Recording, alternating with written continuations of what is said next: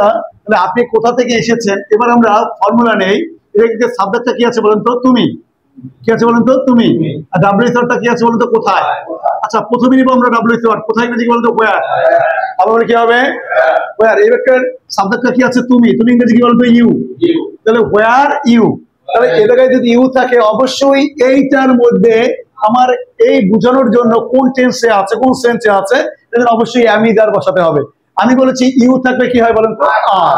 তাহলে এ জায়গায় কি হলো? হোয়ার আর ইউ। আবার কি হবে? হোয়ার আর ইউ। তাহলে হোয়ার আর ইউ মানে কি বলেন তো? আপনি কোথায়। আপনি কোথায় ইংরেজি কি বলেন তো? আবার বলে এটাকে আপনি কোথায় ইংরেজি হচ্ছে হোয়ার আর ইউ। আর থেকে ইংরেজি কি বলেন তো? ফ্রম। তাহলে আপনি কোথা থেকে এসেছেন ইংরেজি কি বলেন তো? হোয়ার আর ইউ ফ্রম। আবার কি হবে?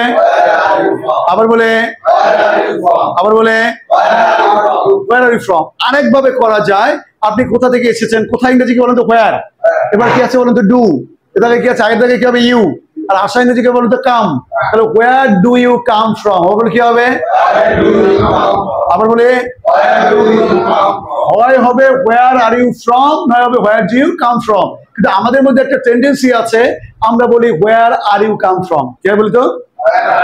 হোয়ার আর ইউ কাম ফ্রম। এটা কারেক্ট না। কারেক্ট হচ্ছে হোয়ার আর ইউ কামিং ফ্রম। কে বলেন তো? অর্থাৎ আমিদারের পরে যদি কোনো ভার্ব বসাই, অবশ্যই ভার্বের সাথে কি যোগ করতে হবে? আইএনজি। কিন্তু সেই কাজটা হচ্ছে চলমান কাজ, এখন হবে। তোমার এই যে বললো একটা মেয়ে আসতেছে এখন, হোয়ার আর ইউ কামিং ফ্রম, আপনি কোথা থেকে আসতেছেন? সে বললো I am coming from office, আমি অফিস থেকে এখন আসতেছি। এটা এখনকার কাজ, সেটার সাথে কি হচ্ছে? আইএনজি যোগ হবে। আপনি কোথা থেকে আসছেন ইংরেজি কি হবে বলেন তো? আবার বলে এবার উত্তরটা লিখি। আমি আসছি কোন জায়গা থেকে বলেন তো? I am from Barishal. আমি কোন জায়গা থেকে আসছি? বরিশাল থেকে আসছি। I am from Barishal. Where are you from? উত্তরটা হবে আই অ্যাম ফ্রম বরিশাল। আচ্ছা, আই অ্যাম ফ্রম বরিশাল যদি না লিখে আরেকটা সুন্দর করে আমরা ইংরেজি লিখতে পারবো, আরেকটা অ্যাড করে নিই। I am ORIGINALLY।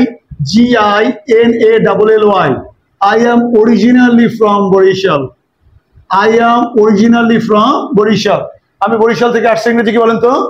I am originally from Barishal. আচ্ছা, এটা কি অরিজিনাল না অরিজিন? এটা কিন্তু অরিজিন। আপনি দেখবেন ওয়্যার ইজ অরিজিন, কোন প্রোডাক্টের কি হলো? Made in China, made in India. Origin মানে কি বলতো? উৎপত্তি স্থল। অর্থাৎ জন্মস্থানের দিক থেকে আমি কোন জায়গা থেকে আসছি বলেন তো? বরিশাল থেকে আসছে। তাহলে I am originally from Barishal. আবার কি হবে? আর যদি বলে কিন্তু ইংরেজি কি হবে বলেন তো? বাট। এখন ইংরেজি কি হবে? নাও। এটা কি হবে? I am. এটা কি হবে? Based in Dhaka at Savar. কিন্তু আমি এখন কোথায় থাকি বলেন তো? ঢাকার সাভারে থাকি। Now I am based in Dhaka at Savar. দেখি, I am originally from Borishal, but now I am based in Dhaka at Sabar. I am originally from Borishal, but now I am based in Dhaka at Sabar. দেখা গেছে? I am originally from Borishal, but now I am based in Dhaka at Sabar. Question করব, আপনারা উত্তর দিবেন। Where are you from? উত্তর কি হবে বলেন তো? I am originally from Borishal, but now I am based in Dhaka at Sabar. এটা কি আপনি কি আপনারটা বলবেন না আমারটা বলবেন? আপনারটা বলবেন। এবার আপনাদেরটা শুনতে যাচ্ছে আরেকবার। Where are you from? উত্তর কি হবে বলেন তো? I am originally from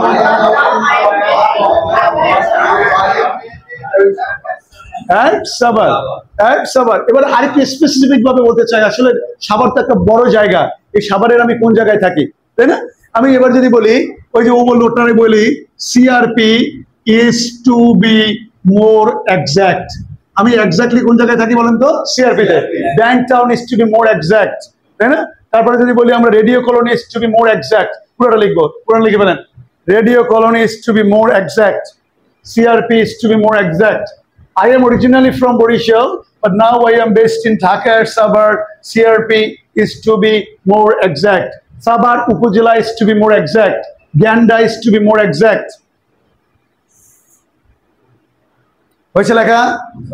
Yes.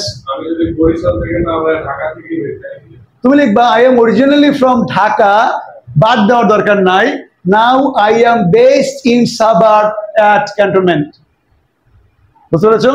Now I am based in Sabar at কোন জায়গায় বাস করো? নবীনগর। বুঝতে পেরেছো কি বলেছে? তাহলে এটাকে কি দিব না, বাট দিব না। ওকে, এবার আমি কোশ্চেন করবো, আরেকবার উত্তর দিব। ওয়্যার আর ইউ ফ্রম, উত্তর কি হবে বলেন তো?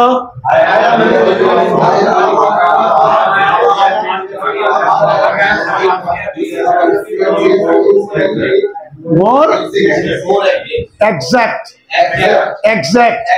আমরা বলেন এক্স্যাক্টলি, এ জায়গা থেকে আসছে এক্সাক্ট। আচ্ছা, আরেকভাবে বলা যায়, দেখেন, আই গ্রিউ আপ, আমি জন্মগ্রহণ মানে বেড়ে উঠেছিলাম। I grew up in Barishal, কি বলেছি বলেন তো? I grew up in Barishal, but now, আমি বাস করি, I live in Dhaka at Savar.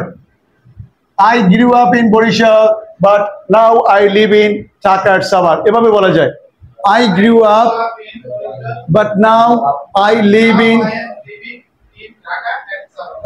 Dhaka at Savar. এবার আরেকজনে বলবে কি বলেন তো? আরেকজনে এই grew up ও বলতে চাবে না, সে সহজ ইংরেজি বলবে।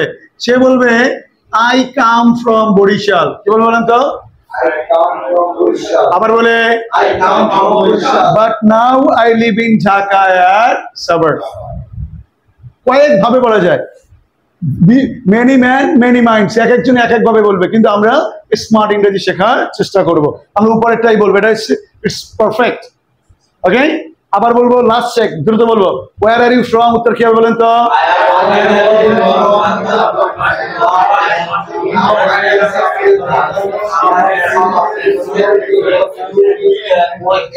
মোর এক্সাক্ট, মনে থাকবে না? এবার পরেরটা লিখি, আপনার জেলার নাম কি? যদিও আমি এই কোশ্চেনে প্রমাণ করে দিয়েছি আমার জেলার নাম কি।